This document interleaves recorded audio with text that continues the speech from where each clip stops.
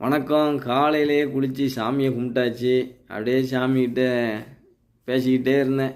என்ன சாமி ஒரே விடிஞ்சா செய்தி பூரா வர்ற செய்தி பூரா ஆகாவளி செய்தியாக தான் வருது. அவன் இவனை கொன்னான், இவன் அவனை கொன்னான், அந்த அங்கே வன்கொடுமை இங்கே வன்கொடுமைன்னு.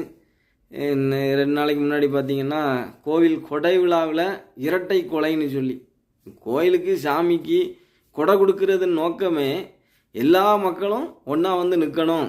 அண்ணன் தம்பிக்குள்ளே எதுவும் சண்டைகள் சச்சரவுகள் இருந்தாலும் திருவிழா நேரத்துலையாவது எல்லாம் ஒன்றா சேர்ந்து நின்று எல்லாம் ஒன்று கூடி நல்ல மாதிரி சந்தோஷமாக இருக்கணும் அப்படிங்கிறக்காக தான். ஆனால் அங்கேயும் வன்மத்தோடு வந்து நின்றுக்கிட்டு எக்குள்ளே கத்தியை சொறி வச்சுக்கிட்டு வந்து நிற்பாங்க போல்.